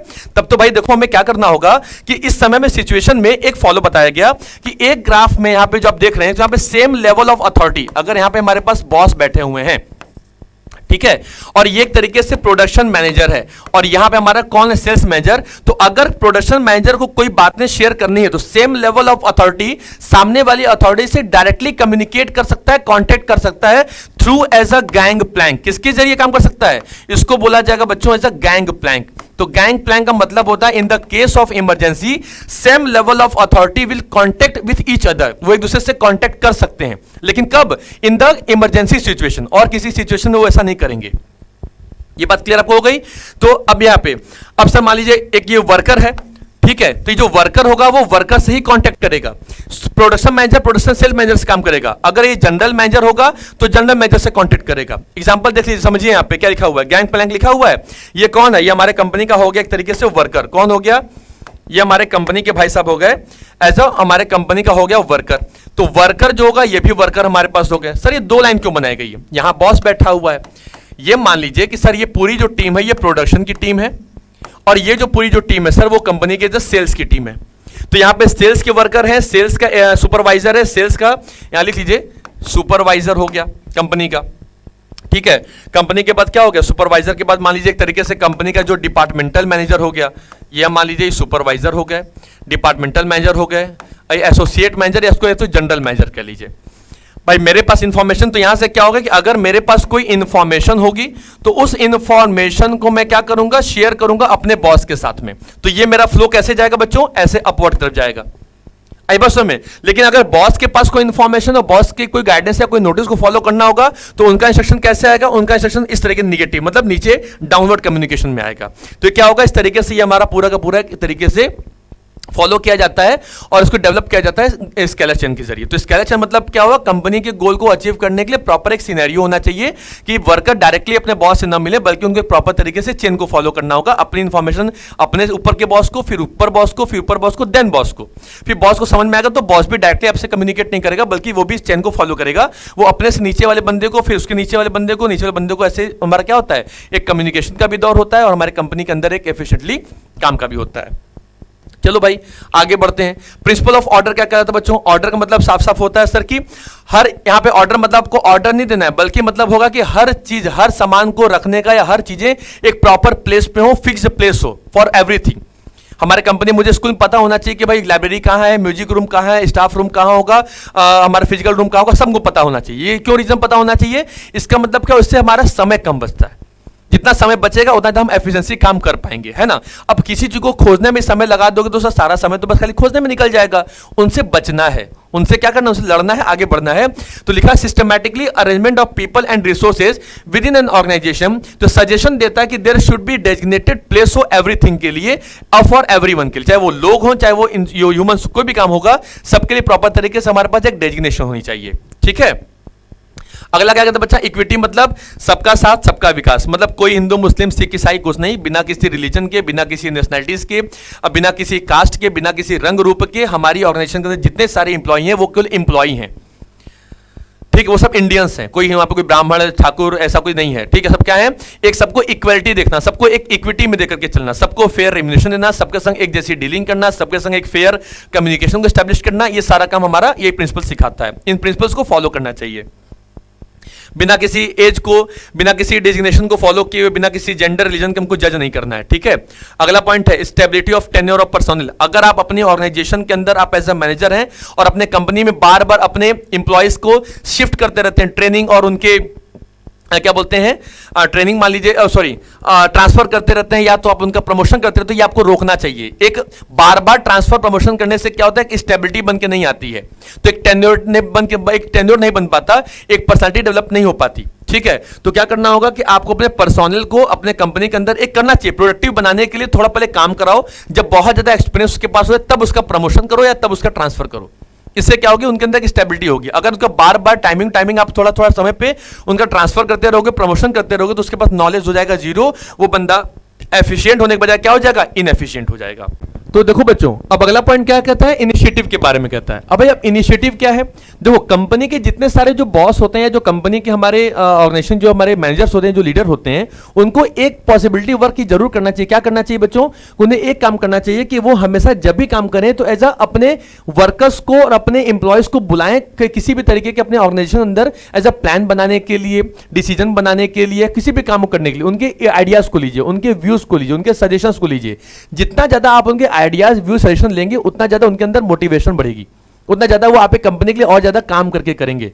कर्म ही पूजा है ना, तो वो ज्यादा तरीके वर्शिप जो करेंगे वो काम को बहुत ज्यादा अपना काम दिखाएंगे कि भाई ठीक है, कंपनी मेरे बारे में कितना सोचती है, हमारे बारे में आइडियाज लेती है, व्यूज लेती है। तो एक तरीके से आप सोसाइटल वेलफेयर भी डेवलप कर पाते हो। तो इनिशिएटिव का मतलब होता है कि हेनरी फील्ड साहब ने कहा था बस अपना दिमाग ना लगाओ, क्योंकि जो बंदा ऑलरेडी प्रोडक्शन फील्ड में है, ठीक है, सिस्टम आपके फाइनेंस में काम कर रहा है, हर जगह पे वर्क कर रहा है, तो हर सिचुएशन पे हर जगह पे क्या होना चाहिए, अपने आइडियाज और व्यूज जरूर लेने चाहिए, अपने किसके, अपने एम्प्लॉयज के, अपने वर्कर्स के। इससे क्या होगी, मोटिवेशन होंगे, उनका मोटिवेशन होगा, उनका ग्रोथ होगा, उनको कंपनी में काम करने का ज्यादा मन करेगा, तो आप कंपनी के लिए क्या करेंगे, ज्यादा से ज्यादा बेनिफिशियल होंगे, आपके लिए काम करेंगे। ठीक है, चलो भाई लास्ट पॉइंट क्या कहता है, स्प्लिट द कॉप्स। देखो बच्चों, आई रिप्लेस विथ वी, सबसे सीधा सा एक फंडा हो जाएगा क्या कि आपको आई रिप्लेस करना है विथ वी के साथ।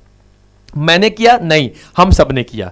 एग्जाम्पल तो दिखेगा कि आपके देश के प्रधानमंत्री श्री नरेंद्र मोदी जी हैं, जब भी किसी दूसरे विदेशों में या फॉरेन टूर पे जाते हैं तो वहां जाके कहते हैं कि आज जब इंडिया में जो डेवलपमेंट हो रहा है, इंडिया में जो चीजें हम डेवलप कर पा रहे हैं, जो चीजें बना पा रहे हैं, सब कर पा रहे हैं, उसके पीछे रीजन मैं अकेला नहीं हूं, बल्कि हमारे पूरे के पूरे वो भारतीय लोग हैं, वो पूरे इंडियन सिटीजन हैं, सब लोगों ने मिलकर किया। तो क्या बच्चों, हम और आप गए थे अमेरिका, रशिया, जापान, टर्की नहीं गए थे ना, कौन गया था, मोदी जी गए थे। लेकिन उन्होंने पूरे वर्ल्ड को मैसेज दिया कि हमारी कल्चर, हमारी वैल्यू ऐसी है कि हम आई को फोकस नहीं करते, काम मैंने किया नहीं, ये काम हम सबने मिलकर किया है। The best example for your examination, आप ले सकते हो, नंबर भी अच्छे खासे आपको कंटेंट करके मिलेंगे। तो स्प्लिट द कॉप्स का मतलब होता है कि किसी भी पर्टिकुलर ऑर्गेनाइजेशन के अंदर ये काम किसने किया, किसी इंडिविजुअल ने नहीं किया, बल्कि सबने मिलजुल करके किया। ठीक है, इसको बोलते हैं स्प्लिट द कॉप्स। तो आई रिप्लेस विथ वी, जब ये करेंगे तो एक यूनिफॉर्मिटी निकल के डेवलप होगी और सबके अंदर पोटेंशियल, सबके अंदर मोटिवेशन आएंगे और सबके सब एफिशिएंटली और इफेक्टिवली क्या करेंगे, कंपनी के गोल को अचीव करने के लिए फोकस करेंगे। एंड बच्चों लास्ट में आपके लिए बहुत बड़ा सा थैंक्स। आपको लोग मैं पहले बता दिया, मैंने आपको स्टार्टिंग बताया था कि लोगों के सिर पे वार करके ना लीडरशिप नहीं की जाती या मैनेजमेंट नहीं किया जाता, उसे एक हमला माना जाता है, उसे एक हमला माना जाता है। ठीक, तो लीडरशिप मैनेजमेंट उसे नहीं कहते जो आपके सिर पे वार करे, जो आपको आगे लेकर चले, जो आपको रास्ता दिखाए, उस रास्ते पे खुद भी चले, आपको भी चलाए, वो लीडरशिप होती है, वो मैनेजमेंट की असली पहचान होती है। एंड लास्ट एग्जाम्पल बच्चों कि आइए आपके लिए छोटा सा वैसे एक मैसेज खाली क्या है कि एक साथ आना शुरुआत है। अगर हम और आप एक साथ इस प्लेटफॉर्म पे आए हैं तो हमारा और आपका आना एक शुरुआत है। अगर हम एक साथ बने रहेंगे तो ये हमारा और आप दोनों का प्रोग्रेस है। और जब हम लोग साथ मिलके काम करेंगे ना, हम पढ़ाएंगे, आप पढ़ेंगे, आप कुछ बताएंगे, फिर मैं उससे पढ़ाऊंगा, जब हम लोग मिलके काम करेंगे तो वो हमारा और आप दोनों मिलकर के उसका सक्सेस होती है, उसको सफलता कहते हैं। तो सफलता तब मिलती है जब हम लोग साथ मिलकर काम करेंगे। तो बस एग्जाम्पल समझिएगा कि एक साथ आना शुरुआत है, साथ बने रहना हमारी प्रोग्रेस, हमारी प्रगति है, और साथ बने रहना और मिलकर काम करना ये हमारी क्या होती है, सफलता होती है। बस बच्चों इसी आशा के संग ये वन शॉट वीडियो आपके सामने अवेलेबल था। आपको बच्चे से पढ़िए, लिखिए, समझिए, जो आपके व्यूज होंगे, आपके जो कंटेंट्स होंगे, आप उसे कमेंट सेक्शन में जरूर लिखिएगा। वीडियो को खूब जम के शेयर, लाइक, वीडियो करते रहिए। बाकी स्वस्थ रहिए, मस्त रहिए, व्यस्त रहिए। एक नई एनर्जी के संग नए वीडियो में फिर मिलेंगे। तब तक ध्यान रखिए। जय हिंद, जय भारत।